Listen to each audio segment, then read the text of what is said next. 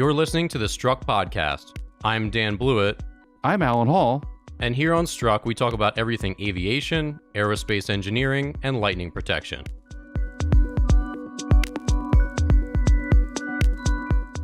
All right, welcome back. This is the Struck Podcast, episode 30, the Big 30. So moving right along here.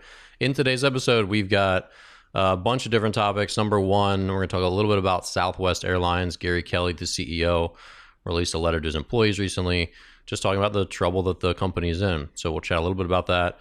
Lots of Boeing news this week. First, we'll talk about how Boeing's consolidating Dreamliner production in South Carolina. We're also going to chat a little bit about a bird strike, actually, in a Chinese jet fighter, which caused the plane to crash, and he had to eject. So we'll chat a little bit about that. We'll also go back to Boeing with the 747 and 767 receiving an FAA warning about fuel tank ignition and what the implications might be there. Lastly, we're going to talk about two different business jets, the Learjet Liberty 75 and the Airbus ACJ 220. Pretty interesting to kind of compare and contrast some of the marketing ideas, I guess, in the upgrades of these two jets. And then lastly, in our EVTOL segment, we'll chat about the Cyclogyro, one of the more bizarre designs that we've talked about here on the show. And we'll chat also a little bit about Volocopter and some of their plans for the Olympics. So, Alan, let's talk about Southwest. Probably your favorite airline, right? It is. I would say it's mine, but I had a period of rough flights with them. Not physically rough, but just delays and delays. And they were telling me that my flight was delayed, and then they undelayed it. And it was physically impossible to make the flight. This happened 3 times, something like that. So anyway, but I do respect Southwest. They've always had good leadership. It seems like they are still doing great things as far as, their leadership. Gary Kelly is reducing his own salary to 0 through the end of next year. And he's asked for a 10 to 20% pay cut from many in leadership. And he's trying to avoid layoffs. So does this come as a surprise to you in general? I mean, do you think things are getting better, or what's your take here? I don't think airline flights have really increased in terms of number of passengers very much over the last couple of months. And with the prognosis that we are probably 3 months out right now, between 2 and 3 months out from vaccinations and really protecting the most vulnerable, not people like us, which are pretty healthy for the most part, are not going to get vaccinated first. We're going to be probably last in line. Yeah. So it's going to drag out the airline thing. Everybody is still, there's still a lot of contention about whether it's safe to travel on an airplane. And I think it's all about risk and reward. And everything we do today and everything you do any day is full of risk, and we have to evaluate risk. I do think one of the features of Americans in general, not to say we're not much different than other countries, but I think there's this part of America which is we take risks, and we risk freedoms larger than we do health consequences. You see it all the time. America. Yeah. Well, it just sort of built into the nature of Americans. It's sort of how you grow up. And I don't know if you can really put your finger on about what part of that happens, but I think that it's true. It's just sort of built into the way the culture is. Yeah. Well, and one opinion from Scott Galloway over at the Pivot podcast with him and Kara Swisher is he said, look, maybe the airlines are just not going to be as big in the future. Like, do they need to be as big as they were? Who's to say they did, And so that's also potentially another long-term implication. I mean, Southwest is what, a third of the size, a quarter of the size of the other airlines. It is. Maybe all those airlines are just similar in size to Southwest, and there's just less flights in the second-tier city. That was kind of his thesis. If you live in Chattanooga, you have a little less mobility now, as compared to a place like DC or a bigger city. Well, there's inefficiencies in any system. That's easy to point to the one or two inefficiencies in any system. The thing is that if left up to choice, people were flying, and the airlines were full. Southwest carry rate was like in the 80% range. They were mostly full almost all the time. So yeah, people are willing to travel, and I think they're going to still be willing to travel. It's just finding that sort of happy medium of where risk and reward are. Do I want to go visit my family for Thanksgiving, or do I not want to do that? And I think this is going to be a really interesting test, because in November, it's a large Thanksgiving in the United States is the most traveled day of the year. Bigger than Christmas, bigger than any other holiday. Thanksgiving is that one, especially for airline travel. And I was checking yesterday a little bit to see if airline travel is starting to pick up for Thanksgiving. Not really. People are not really booking tickets for Thanksgiving yet on Southwest. That's really odd. So people are waiting a little bit to see what happens over the next couple of weeks, probably, realizing they can probably still book tickets. But if you have a really down time around Thanksgiving, it's going to hurt these airlines to the point where, yeah, they're going to be hurt for a couple of years. All right, so moving on, let's talk about Boeing. They're pulling their 787 Dreamliner production from Seattle and moving it to North Charleston, South Carolina. So then they said basically they're going to make 6 787 planes next year per month, down from 10, so a 40% cut. How big of a deal is this? It's a big deal. I think from Boeing's perspective, just from the operational side, it is a big deal, because they've always delivered airplanes out of the Seattle area.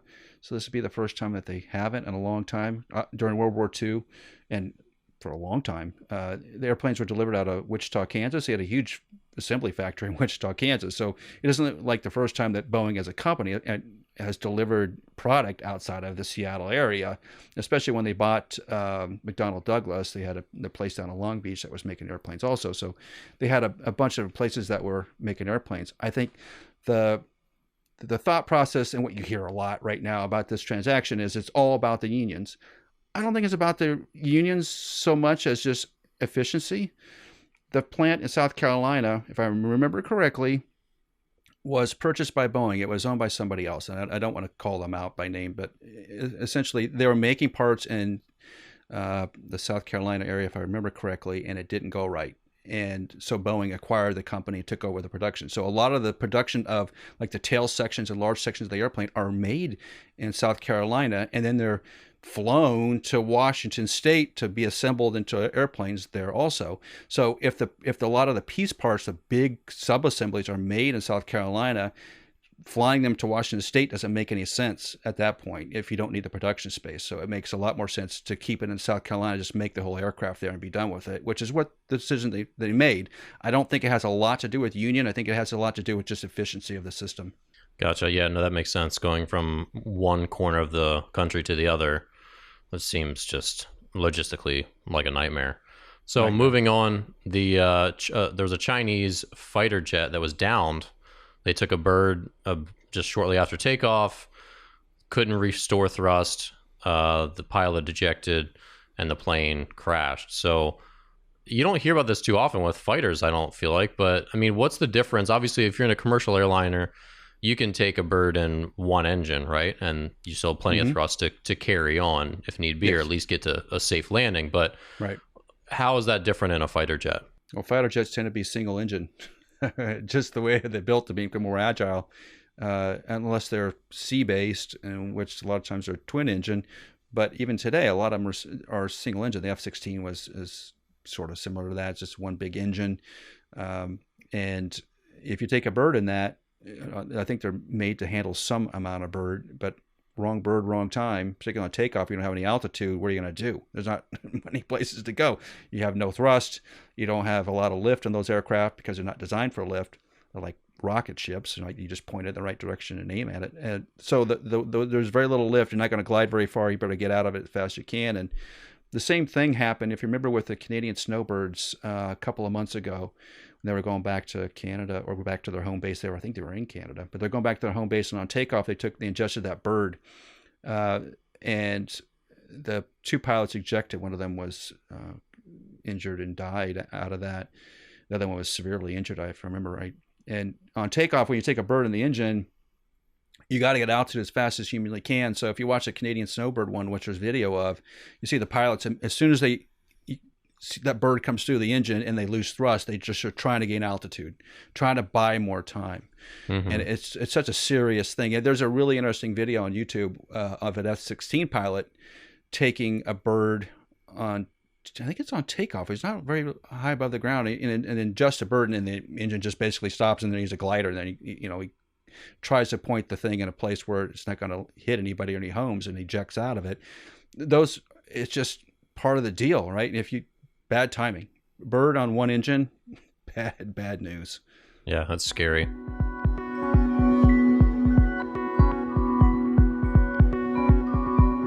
All right, so we're going to jump into our engineering segment here. First topic here for today. Boeing, their 747 and 767 aircraft, they got a FAA warning, a new airworthiness directive, saying that they basically need to do more to fix their fuel tank monitoring systems to prevent the risk of ignition within these tanks. So they said that they've got 72 months to make these changes, which to me as an outsider is like, wait, 6 years we could be flying on these planes where they have some risk of ignition? Am I wrong in feeling like that's a crazy long time to fix this, or is that more of an indicator that this is not that big of a problem? Well, 767s are really not used for commercial flight anymore. They're cargo airplanes. And same thing where 747s are pretty much shut down, so they're going to be cargo airplanes. So as soon as they get out of having a bunch of passengers on them, they're going to extend the amount of time it takes to modify them.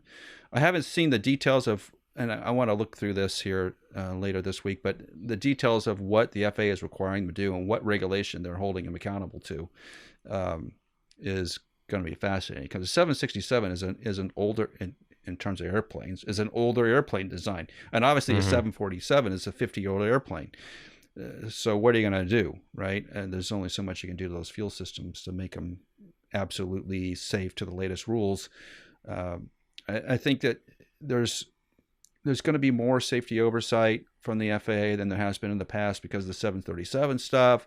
And anytime that there's a Boeing issue, it's going to see a lot of press just because it makes clicks. Is it really a safety issue? That's the hard part. You kind of feel like no, because it's been flying this way for a while. But if there's a reasonable way, I mean, this is sort of the trade-off in terms of time to fix it versus really safety impact. If it was an immediate safety impact where they thought airplanes are going to have catastrophic problems, they would immediately ground the airplanes and make them fix it immediately. But if it's something that's has an extremely low probability and it takes a combination of failures to occur and they can flag those failures ahead of time, then they tend to extend out the amount of time it takes to make the mod, if they make it at all. Because a lot of times when they have these long periods of updates, the airplanes just get shelved. They just get put in the desert and never used again. That's what happens. All right, so let's chat a little bit about these two new business jets. So one, the Airbus ACJ 220, and Alan, this one's really fancy because they don't write the number 220, they spell it with no space. So TWOTWENTY, the 220. That's how you know it's fancy when they're writing it out. But the 220, they said, has basically a third less operating costs than the previous A220 family, and yet has 3 times the cabin space, which is pretty cool. What? So okay. a lot of amenities, and it looks pretty fancy. I mean, I'm just gonna be honest here. I'd like one of these, so put this on my Christmas list. You can put it in my stocking. But it looks roomy. It looks awesome. I mean, it looks really modern and cool. Now let's compare this to another one that's getting some press, the Learjet 75 Liberty, which this just strikes me as really bizarre. So it's about a $10 million jet, but it's not really fundamentally different than the Learjet 75. And here's a quote from this article on robreport.com. This is a quote from Brian Foley, who's an aviation industry strategist. He says, "It's an odd strategy when you refresh a product by taking amenities out of it." So basically they said the Learjet 75 Liberty is basically just a Learjet 75 that they took some seats out of, took some other things out of it to make it lighter and thus more fuel efficient. And that's essentially where they're at with this new jet. So I read these two articles. I kind of laughed because on the one they're like, we've got, the Airbus, we've got these new engines. It's the most fuel efficient in its class. Like everything about this is just more efficient and just high tech. And then the 75 Liberty is like, we just took some stuff out of it. So, I should stop laughing. But am I missing something here? Not much really. The Learjet design's an old design coming off I think the 75 is an old Lear 45 base design, which is made in the late 90s or no, late 80s. But the 75 and the Learjet, just full disclosure, I've worked for Learjet in the past. So the Learjet sort of claim to fame was just better performance, like more thrust, get to altitude sooner, more of a race car Ferrari for the pilot, get to your destination faster sort of thing. Whereas the A220, which is the Airbus 220, which was a C series, is more of a passenger jet. So they're sort of in different marketplaces there. The thing about Learjet and the Learjet series, and why the Learjet 85 was sort of be the next step, was that the Learjet 85 was a larger fuselage section. And that's the problem with the Learjets today, is that their fuselage diameter is relatively small in today's world. And it's hard to sell those things. And the way the Learjet used to be sold was the pilot was the owner. A lot of cases, that's the way it was 20 years ago. Was a lot of times, 30 years ago, 40 years ago for sure, was that the guy that owned the company also flew his own jet to get to point A to B. That was the typical thing. That doesn't really happen anymore. A lot of these things are on leases and whatnot. And so what's happening now is the people or the companies that purchase these aircraft don't fly them. So the amenities start to play more of a factor. This is why your Gulfstreams are getting bigger and more elaborate, and the Bombardier airplanes are getting more elaborate cabins and more amenities to them for long flights and all that. Is that the customers want to have legroom, headroom, lavatory, all that stuff, which is what the 220 has. And the Lear 75 just really won't have that. So you have to make that trade-off of speed versus efficiency and cost. And Learjet's always been a little more expensive than its competitors. It's just in a bad place right now, the Learjet is. And the A220 civilian version of the thing is going to be probably a pretty good hit, actually, just because it is very efficient. The engines are right. It's a twin engine. It's got the cabin space. It's got all it checks all the boxes. Yeah. It's not as big as the 757. I'm into it. Yeah. Nice. Yeah. So the next one's like the 737, right? So the 737 is a much bigger aircraft, and so it sort of fits that bigger than Gulfstream, roughly Gulfstream size airplane, but more efficient probably is the argument they're going to make. Yeah. So I think the problem I think is that Airbus is going to market it, which is the problem. And I don't think Airbus has really marketed that's upended business aircraft derivatives very well versus a company like Bombardier, which will sell the heck out of, and Gulfstream too, and Embraer for that matter, that they sell those business aircraft like they just know how to fit that market and how to sell that stuff. And Airbus is more into selling airplanes to Air France and Delta than they are to the corporate business owner, I think. Well, and what, real quick, what would you say the difference is? I mean, does Bombardier they go to all like the fanciest restaurants and they slip them a pamphlet, or I mean, what's marketing look like? Oh yeah, right. So they'll have Hollywood pilots be their spokespeople, or Formula One race car drivers be their spokesperson for the aircraft, and they'll demo it, and they'll have these events, and it's like selling a very expensive car. They're in the same places where you go buy your new pick a Ferrari, Maserati, whatever. They'll be there trying to sell an airplane. Same places, the same group of people.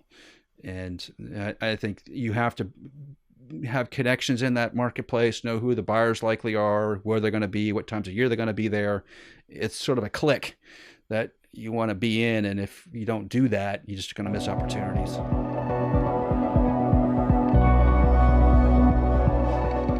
All right, so our last segment today, we're going to talk about eVTOLs again. First, we're going to talk about Volocopter. So they've got some ambitions just to start testing in the Paris, France region. and with an eye to sort of like have a comfort level maybe with the public and to get to certification so they can be there for the 2024 Olympics. Alan, do you feel like that's a realistic goal? I think that it is. I think they will definitely get there just because how far their prototypes are developed already, getting to test mode and doing a lot of flight testing and checking the box of certification. Most likely they'll be able to get to the Paris Olympics. I think the question about the Volocopter, even though I like it, is that it's going to have a lot of competition between now and 2024. And does it get out front, and is 2024 too late to sort of set that pace?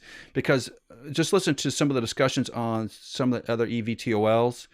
The kicker in terms of battery usage is you don't want to be in hovering flight very long, right? And the Volocopter is in hovering flight all the time, just the way it's set up. So it is essentially a helicopter. So that smokes battery time. It just eats up battery time. A lot of the other designs that are coming about right now transition from vertical flight to horizontal flight as fast as you humanly can. Get some lift off those wings, decrease the amount of power usage to get from A to B. So they have longer ranges, faster flight time or shorter flight times, higher speed velocities, higher speeds versus the Volocopter, which is more like get from one side of Paris to the other side of Paris sort of product. We'll see how it goes, but Volocopter has been very aggressive on driving the market, trying to get the thing out there, showing it and showing that sort of leadership position. They need to continue to do that. If they continue to do that, they will set the pace, and that's exactly what you want to do right now: is set the pace, set the expectations, deliver a product as soon as you can, get it into service, and then work on generation 2, right? So I would hope they would come before 2044. That's what my hope is, that the Paris Olympics things, they are on generation 2. That's what my hope is. Well, the last question from me here is, how do you have a company that doesn't have a product for 4 more years? Obviously, this is what the aviation industry is. Like, I get it, but I don't get it. Like, what, they've got to just burn cash for the next 50 months? Yes. This is why amazing. Aircraft is just an awful business. Yeah. Is because you have to burn cash, and who would have predicted 18 months ago that we would all be in COVID-19 lockdown and no one's flying? Nobody, right? So that's the risk you take, and you're not taking it with $1 million. You're taking it with a $500 million, and you just need loads of cash to support the amount of engineers and developers and flight tests and support staff and certification groups and all the other things, HR, that it takes to get from A to B on these projects. It is literally hundreds of millions of dollars. I know it's hard to think about like that, but it's hundreds of millions of dollars. And who are you going to find is going to invest a couple $100 million into a project, which shows on the return side, how fast can you return it? Not that fast. Unless you're going to make a lot of these things and you can show you got the customer base to do it, you're going to find very few investors. Speaking of maybe not that many investors, let's talk about the Cyclo Gyro. So I saw this design today and I thought of you immediately. And I'm like, Alan is going to have a field day with this, because so Cyclotech is the company, and they have this Cyclo Gyro. It's just a concept, it's just a drawing, but they're talking about applying principles of aquatic propulsion, the way boats rudder themselves and propel themselves, to airplanes. Alan, does this work? Why or why not? No. Well, no. Cut it real short. No. It looks like a paddle boat. So if you're familiar with 1900 era, late 1800, 1900 era. It's got 4 water river wheels. Boats. Yeah. It is, right, going up and down the Mississippi River. Yeah, that's what it looks like. And there's a difference between water propulsion and air propulsion, is that water is an incompressible fluid and air is compressible. So the physics of it are totally different. And let's just say I was looking to see if someone actually had made a scale model of this thing to go fly around in the backyard, and at least I haven't seen it. So it makes you wonder if the physics work at all. But let's just say that they do. Let's just say we'll just ignore physics for a minute and just say magically this thing flies. Okay, awesome. How are you going to certify that thing? How are you going to bring in a certification authority which has never seen this thing, has all kinds of moving parts, how are you going to certify it? Because the thing about certification on the FAA, EASA, Transport Canada, pick any one of them, is that you're trying to get to some sort of safety, minimum level of safety. That's what all these certification efforts are about, is just showing a minimum level of safety. I don't know how you do that because it has no proven technology. It's never been done even on an experimental level. There's no experimental aircraft that use this thing. So it has zero history. There's just no chance. And this is the trouble. This is the trouble I think that the aviation community gets in. It sort of not that the real aviation community, the engineers and the guys that are, or not guys, but the people that really push the envelope, are looking back at this like, there's no way this thing's going to be real. Even if they get it to work even if they get a prototype to work, getting it to be in a sellable form is going to be extremely difficult. So it sort of distracts the industry a little bit, where they have designs that could be put into service are in question because of this other thing, which is this thing in theory. And if you're sitting in a room full of investors who don't know all that much about what the physics of these things are, you kind of get these crazy looks around the table like, why are the other guys going to use a totally different propulsion technology? Why are we not looking at that? And as an engineer, you're like, well, because it's impossible. But that's not a good answer, because the response back you is, yeah, but can you check it out? And you're like, man, I got to waste 2 weeks looking at this thing. Like, come on, right? I got work to do. And that's the sort of the cycle you get in. And if you watch some of these eVTOLs and some of the gyrations that are going in right now in terms of an industry, you're seeing that. Like, all right, we can't use a ducted fan. Well, why not? Because, well, I can't transition from vertical to horizontal flight without crashing this thing once in a while. So we need to dump the duct. Okay, but we like the duct. It looks cool. Yeah, but I can't certify it. Well, I mean, could you play around with it a little while? Like, look, we're burning cash at unbelievable rates. We have to get something out in the field and something certified as fast as you humanly can, or we're all going to be on the street looking for work. And that's sort of the contention that rises when you see concepts like this. Well, and going back to what we were talking about before, say this is super cool and it actually can fly, but then certification is going to be super long. Now what? Yeah. This company's 6, 7, 8 years from being certified. They've got to burn cash for 8 years, maybe. Yeah. And that's just a number I'm throwing out, but that seems just like untenable as a business. Yeah, and plus you have to build production facilities. Who's going to build this thing? What all the machinery and components that have to go into it, and it's all going to be different than we used before. There's a lot to an airplane. I don't know how else to describe it. I know we look at Tesla and go, oh, look, they can make cars. Yeah, they can make cars, but when the thing runs out of gas, you're not going to, or electricity, it's not going to, you're not going to crash, right? You're not going to kill somebody.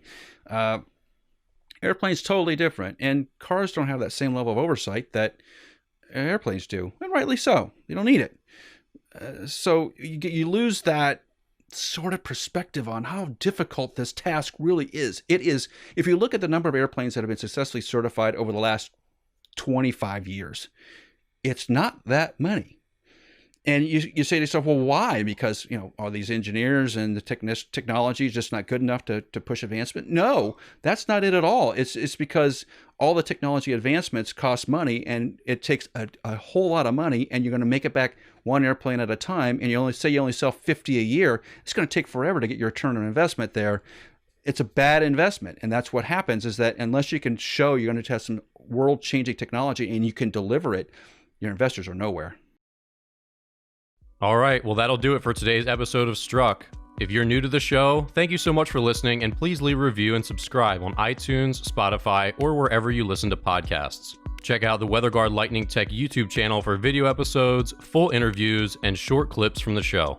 And follow us on LinkedIn, Twitter, Instagram, and Facebook. Our handle is @WGLightning. Tune in next Tuesday for another great episode on aviation, aerospace engineering, and lightning protection.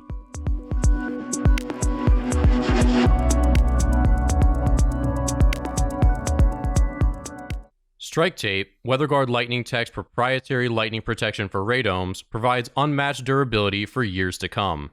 If you need help with your radome lightning protection, reach out to us at weatherguardaero.com. That's weatherguardaero.com.